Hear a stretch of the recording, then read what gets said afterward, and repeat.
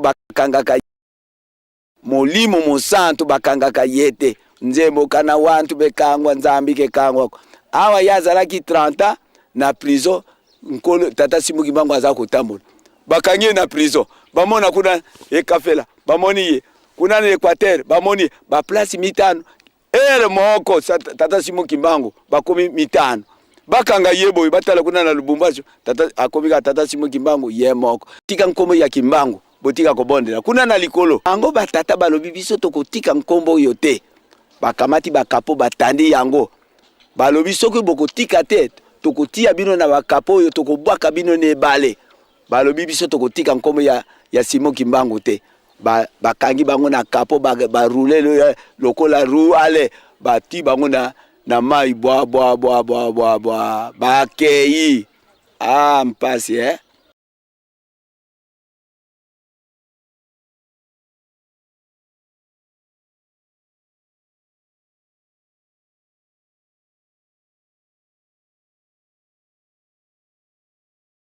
émission bino bokolingaka mingi émission ebengami ete émission masolo ya mokola lelo ezali masolo oyo ekolobama awa na kati na nkamba Jérusalem yango wana na kosengi na bino banso bokolandaka biso na pesi bino liboso merci na ndenge bovandi na etalelo na bino pona kolanda émission oyo ekopesa makawa bino ndeko papa Lambert Makwemimo pe na lisungi ya papa Alphonse awana mboka ya nkamba Jérusalem ya solo bandeko na mokola lelo tozali na papa na biso oyo ye akovandaka awana kati na nkamba Jérusalem nde tokosolola masolo mosusu te obele masolo ya monene ya papa Simon Kimbangu na yango toko zala mwana retard te po ete toyebi ke télévision ekozalaka na ntango na yango mbala moto tokokende na invité na biso ya mokola lelo papa mbote na yo. Mbote papa oza malamu. Oui papa naza malamu ya solo papa topesi yo merci mingi na ndenge na mokola lelo ondimi invitation na biso ya ratelki po ete toka kosolola masolo ya monene ya papa Simon Kimbangu kasi pona kobanda na kosenga na yo omilakisa po ete ba o bazali kolanda biso bayeba na mokola lelo awa na nkamba Jérusalem papa Lambert na papa Alphonse bayambi nani na plateau ya mokola lelo yango wana papa na pesi yo maloba omi bimisa soki yo zali nani pe okosalaka nini na kati na lingomba na pesi yo maloba ngai nazali mwana ya relégué babotaki biso kuna na mboka Ntweya secteur Penzwa territoire Kiri o babengaka Buli na mai ya Laki Léopold baza ko benga Inongo bongo biso babotaki biso kuna na Ntweya tata na ngai tata Lema Dima Paul mama na ngai mama Kavangwa Losia bakendaki relégué bazongaki mpe tata Nzambe abatelaki biso bazongaki bayako pemela awa na mboka kasi papa na kati na lingomba toyokuti koyoka ke ozali relégué mais na kati na lingomba na mokola lelo ozali na soko za na grade ya ecclésiastique ou bien mosala oyo kosalaka awa na kati na nkamba okoki koloba na biso po ete ba obi bazali kolanda biso ndenge na uti koloba bayeba soki nani tozana ye na mokola lelo na émission masolo ya solo awa na nkamba nazali professeur au cours biblique mpe na fareki nazali premier vice-président général na kati ya fareki awa na nkamba mpe etali ete fareki nyonso président général na biso ye moko mokonzi ya bule papa Simon Kimbangu Kiangani molimo santo ye azali na liboso na biso merci ya solo bandeko bozali kolanda biso boyoki ndenge nini papa ami bimisi ye kombo papa mai sokolwa o tokoyokaka oyo azali professeur na kati ya kopesaka cours biblique awa na mboka Nkamba Jérusalem. Papa ya solo papa Maisokolwa oyo na kopesa respect mingi ba bozali kolanda biso oyo azali noko na ngai moko nazali koloba na bino mopanzi sango d'ici papa Simon Kimbangu oyo ndazali noko na ngai. Donc po ete boko koyeba ke nazali kotuna mituna na mosala oyo toza nango yango moni ke toye koluka ye mpo ete asolola biso masolo ya monene na papa Simon Kimbangu. Papa ya solo likambo tobengisili yo na kati na émission tomoni na mokola lelo na kati na lingomba makambo ezali kotambola na vitesse ya ndenge mosusu. Depuis verdict ya papa Simon Kimbangu oyo balobaki na biso ke abimaki na prison toye komona le 3 octobre eye e ningisi mokili. Mais kasi toye komona lisusu après le 3 octobre toye komona likambo ya Kulu Mbimbi. Mais na mokola lelo bato nyonso bazelaki Kulu Mbimbi le 29 juillet kasi toye koyeba ke ezalaki posa ya papa Simon Kimbangu kiangani te pamba te date ya Kulu Mbimbi et comment na kawa lolendo. Mais papa depuis le 3 octobre mokile ningani ti tozo kokele na Kulu Mbimbi. Est-ce que Kulu Mbimbi yango mtezali suka ya makambu fin du monde kozala ou bien ezali makambu ezali ndenge nini oto zali kokendela nango na mokola lelo? Merci beaucoup. Kulu Mbimbi tokoyi kolobela mingi kuna te pona secret ya tata Nzambe biso bato ya mokili tokoyi koyeba yango te. Toyebi liboso ete tour de Babel oyo ezalaki na tour de Babel biso nyonso toza koloba munoko moko kasi totosaki tata Nzambe te yango wana na mokuse apanzaki biso kuna na tour de Babel ya liboso. Kulu Mbimbi wana biso nyonso tozalaki esika moko topanzanaki tata Nzambe na mayele na ye Babel ya liboso topanzanaki tokoma tozalaki liboso monoko moko kasi tokomi ebele minoko na ndenge mpona nini totosaki tata Nzambe te avant pona Babel ya liboso oyo ezali na biso awa na Nkamba. Tata Simon Kimbangu azwi mosala na 1921 ntango asekwisi bibembe alongoli ba maladi na ndenge frama yaki awa Monsieur Morel aya kopanza bato awa na Nkamba. Bato lokola bapanzanaki tata Simon Kimbangu asalaki 2 mois kaka akei na Mbanza Nsanda. Kuna na Mbanza Nsanda yake ndaki akei kosala 3 mois. Nkolo Yesu alobi na yete zonga kuna na Yerusalemi okende kokangama kuna Babel yango wana. Tata Simon Kimbangu bakokanga ngai bakokanga mpe biso bakolanda ngai kasi bokomona na Nkamba ekotonga mandako munene ndako Nzambe temple. Soki bomoni ndako wana etongami boyeba malamu ete kimia ekozala na Afrique mobimba na mokili mobimba yango wana Babele ya liboso oye panzanaki tata Simon Kimbangu atongi ntoma na nkolo Yesu atongi Babele ya biso oyo temple oyo ekoyanga nesa biso nyonso mabota nyonso akopona libota te kaka boyo bakundima ye bakokota na Babele oyo ekoyanga nesa mabota nyonso yango wana na ndako oyo ya temple toyembaka nzembo ete nzwa Nzambe ansilu tutunga maonzo matutombanga imenamo yango wana Babele oyo yai kotonga temple oyo ekoyanga nesa mabota nyonso makambo nyonso oyo biso tolukaka ezala ya molimo ezala ya nzoto tokozwa yango kaka bomengo na biso ezali na temple oyo tozali na kilongo nzoto na tata Simon Kimbangu ezali tozali na Babele oyo koyanga nesa biso nyonso tokokoma monto moko oyo liboso topanzanaki kasi oyo ekoyokanisa biso nyonso tokoloba munoko moko lokola ndenge ezalaki na liboso.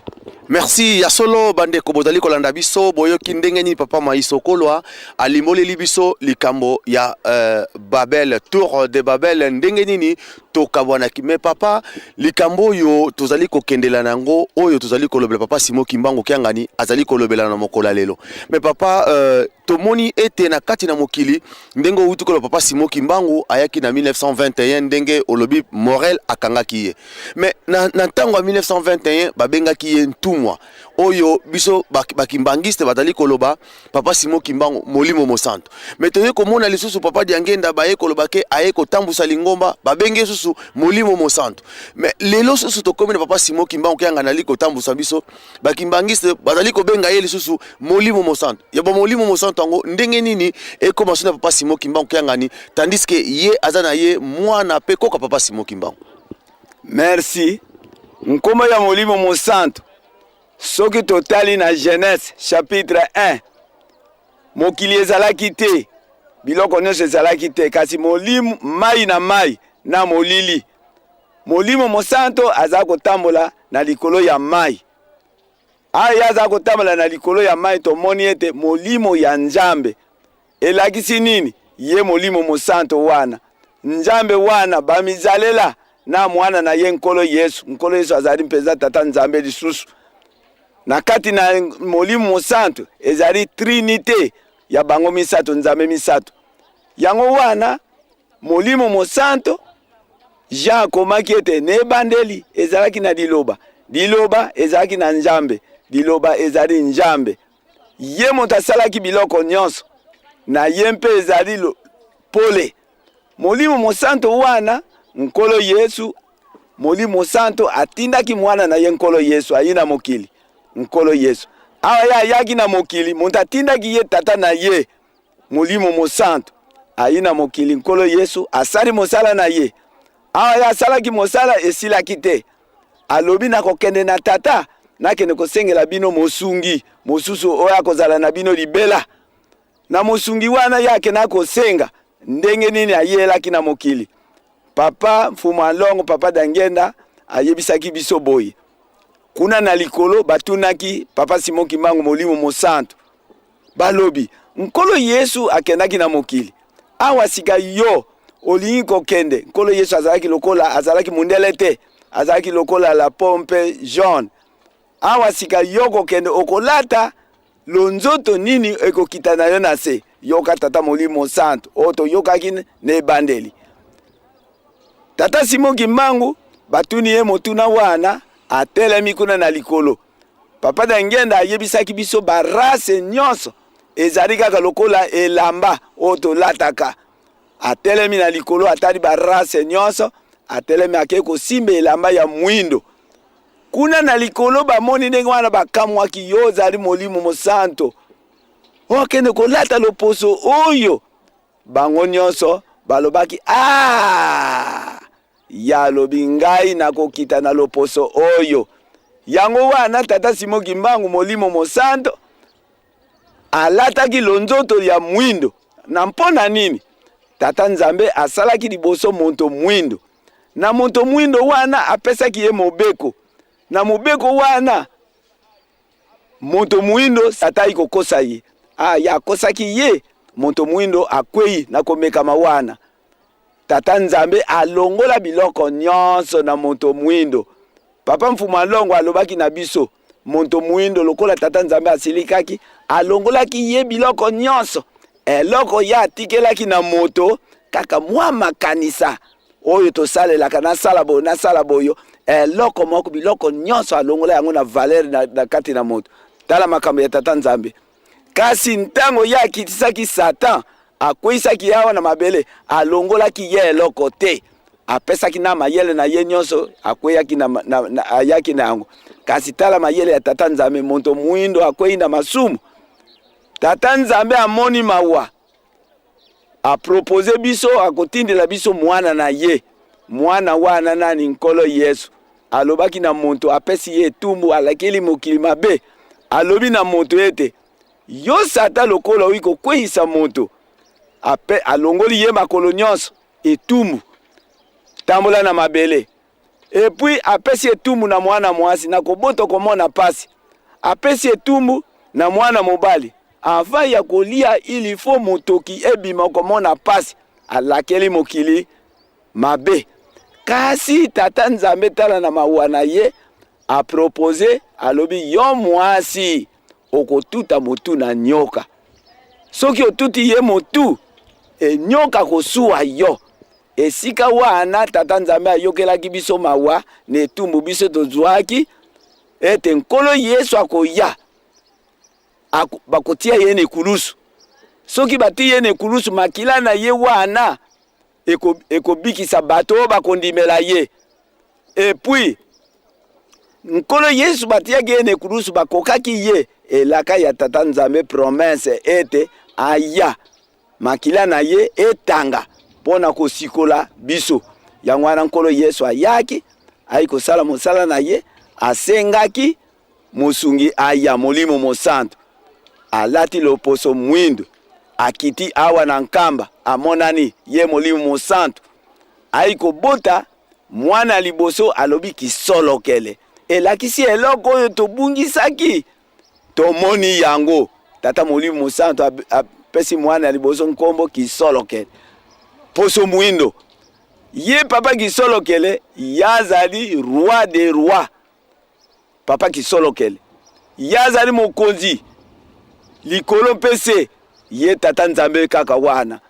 Aiko bota mwana, aiko pesa nkombo dialungana ye Molimo Mosantu kaka dialungana. Nkolo Yesu ye wana alobaki nako kende na kozonga. Yango wana azongeli biso. Biso to yebi kake mwana tata Simon Kimbangu orke nkolo Yesu ye wana. Aiko bota mwana, aiko pesa ye nkombo diangenda kuntima. Papa diangenda wana ye moko tata Simon Kimbangu wana. Diangenda. Likamonini tata Simon Kimbangu alobaki lokola motuna yo toni. Alobaki ete abotamaki le 12 septembre 1887. Nkolo Yesu alobi na kosengela bino musungi. Musungi wana Molimo Mosantu alati loposo mwindo. Mama Kimpavita aiko sakola kuna na Mbanza Kongo ete Nzambe na biso nkomo na ye Kimbangu. Pona bato mingi batunaka eske nkolo Yesu akomaki nkombo ya tata Simon Kimbangu na Bible. Orke nkolo Yesu alakisaki ete musungi wana kozala na bino libela. Jean 14, 16 à 17 okomona kuna. Mokili ekoyeba yete yango wana ndunga wana ezali na mokili. Toza kondima tete tata Simon Kimbangu ye Molimo Mosantu. Nkolo Yesu alobaki malamu bakoyeba yete mokili. Kasi bino bokoyeba ye. Ndenge nini tokoyeba ye? Baoyo taza kondima tete tata Simon Kimbangu Molimo Mosantu. Soki toza kosala na solo toyebi ye. Tata Simon Kimbangu na 1910 aikoloba ndenge nini avant kutu nkolo Yesu alobi Molimo wana ntango yako ya akotambwisa bino na solo nyonso. Akotambwisa bino na solo nyonso. Akosala makambo ya minene oyo nkutu nga nasali te na nkombo na ngai. Akosepelisa ngai.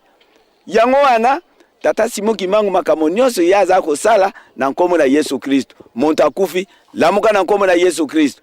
Monto eboso no paralytique telema na nkombo na Yesu Kristo. Monto alobaka te loba na nkombo na Yesu Kristo. Kasi tala makambo nkolo Yesu alobi akokumisa ngai. Yango tata Simon Kimbangu ye Molimo Mosantu aye pa na biso nkolo Yesu alobi akosala makambo munene na nkombo na ngai akosepelisa ngai. Tata Simon Kimbangu monto azali aveugle bayina ye. Akomona olingi nini na lingi na mona ndenge nini naza kosala makambo nyonso akosenga liboso nzembo. Soki aveugle aye akokamata nzembo olingi nini na lingi na mona akokamata nzembo bankoko tata na biso baza koyemba liboso.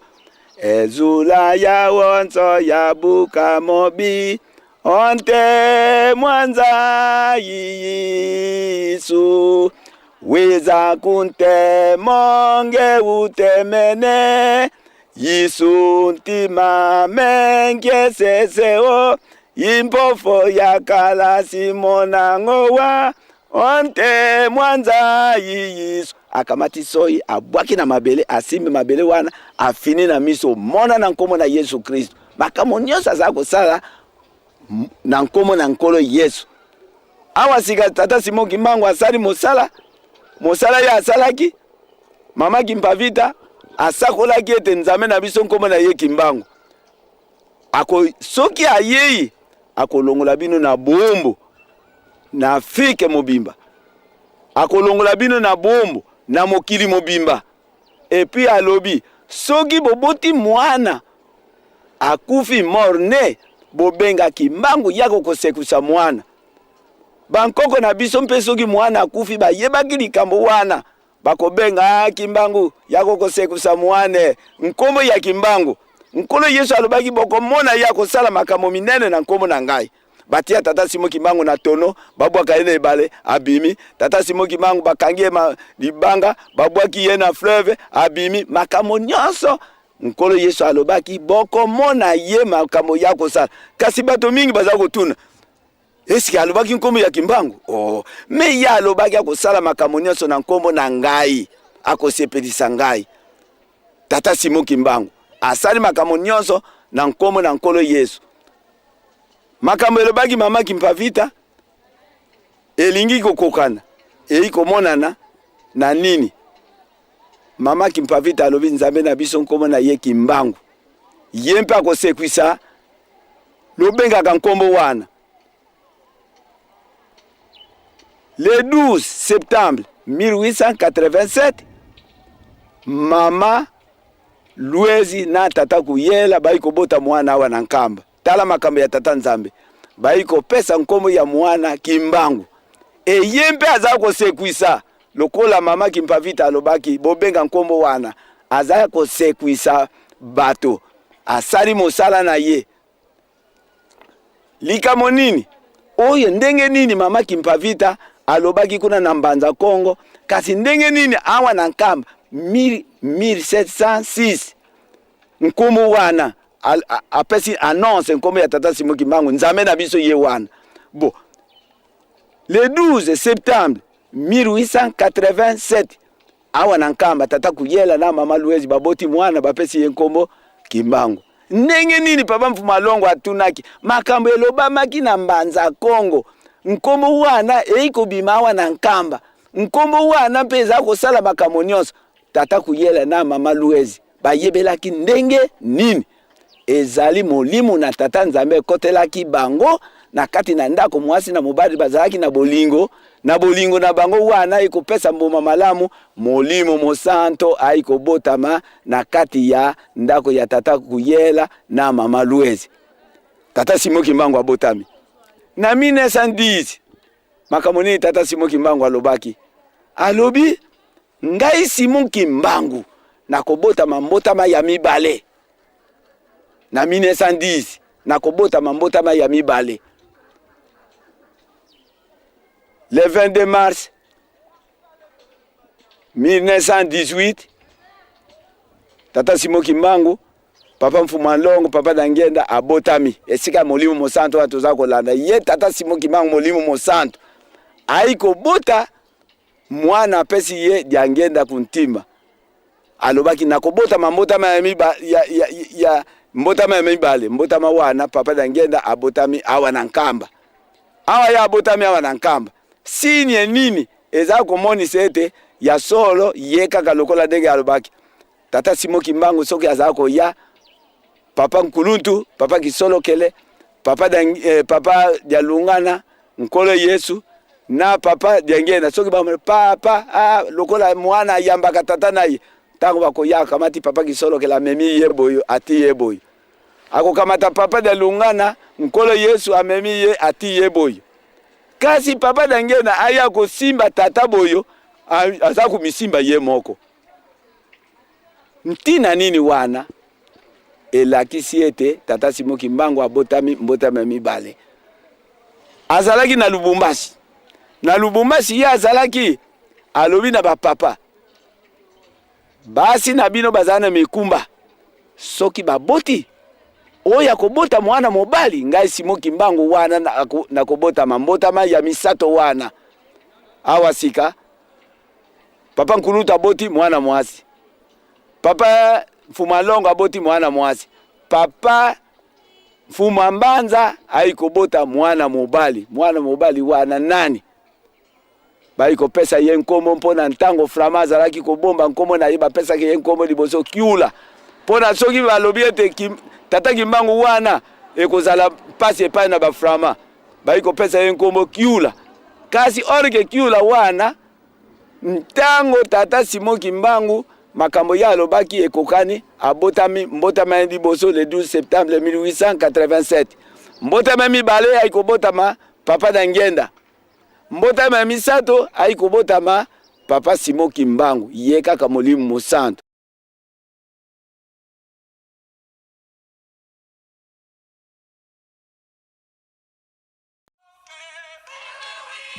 « 1921-2021.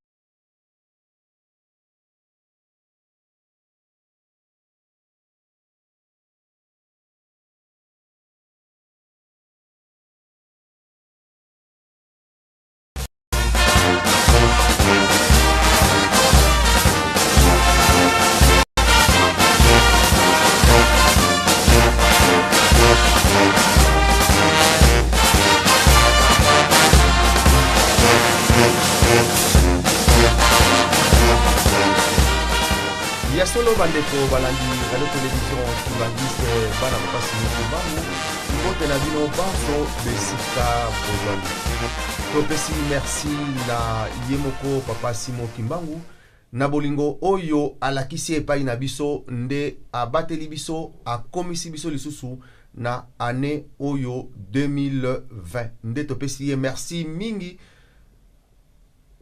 kasi biso bandeko na bino na kati na émission masolo to ye lisusu na tina mosusu te to solo la obele masolo ndenge tokolobaka yango masolo ya nani masolo ya monene ya papa Simon Kimbangu na mokola lelo ngandeko na bino pe bandeko na biso nyonso tokosalaka na kati na radio télévision Kimbangis na Ratelki France tomonaki ke na mokola lelo toya epai na bino pambate tomoni bobengi botindi na ba oyo nyonso oyo bino botali na ba oyo nyonso bino boyoki na lika papa Simon Kimbangu yango wana biso lelo toye epai na bino po ete tolobela bino masolo na biso ezali ndenge nini tokoki kobundela kombo ya lokumu soki nalobi kombo ya lokumu kombo vraiment ya lokumu ya nzambe na biso papa Simon Kimbangu yango wana na mokola lelo toye epai na bino epai bozali kolanda biso tolobela lisolo ya lokumu ya papa Simon Kimbangu. Wuta 1921 le 6 avril de 1921 papa Simon Kimbangu abandaka mosala na ye. Banda le 6 avril tomonaki batu ya mitema malamu balobelaki batali babandaki kolobela lisolo ya papa Simon Kimbangu na bolamu nyonso. Kasi tomonaki ba mosusu pe bazalaki kobundisa batu pe kobundisa kolobela mabe ya histoire ya lokumu ya kombo ya papa Simon Kimbangu. Yango wana na mokola lelo biso nyonso tolandi tozali kolanda na ba réseaux sociaux na bandeko na biso na ndenge nini bazali kobongola histoire ya papa Simon Kimbangu. Papa Simon Kimbangu azali papa oyo aye na mokili abotami na 1887 le 12 septembre. Batata na biso bakufi kala mingi te bamonaki papa Simon Kimbangu. Ba mama na biso bakufi kala mingi te même ba musu batati na mokola lelo oyo bamonaki papa Simon Kimbangu. Donc histoire na ye okoki kobongola yango te, okoki pe ko changer yango te. Yango na mokola lelo biso bandeko na bino na bonzambe nyonso toye epai na bino po ete tokoka kolobela monene ya papa Simon Kimbangu. Nazali ngai moko te nde tobengisi papa révérend pasteur papa révérend Matondo yende tobengisi na mokola lelo po ete tosolola masolo pe topesa lokumu na tata na biso oyo amoneli biso pasi oyo tina mokola lelo soki tozali boye grâce na ye les trois Congo, grâce à papa Simon Kimbangu nde lelo tozali kobengama bato. Grâce à papa Simon Kimbangu biso tomati na kati na ngomba oyo tozali kobelela et tozali koloba yango tokolobela lisolo na ye na mokola lelo po ete esika bato bazali kobungisa bazali ko déformer histoire biso tozongisa bango na nzela ezali likambo ya koswana te ya kobunda te me na bonzambe nyonso totie kombone liboso papa Simon Kimbangu bandeko na biso nde bokolanda biso. Papa révérend mbote na yo. Mbote mingi papa Lambert. Nakanisa outi kolanda introduction na ngai ndenge na outi kolobela yango avant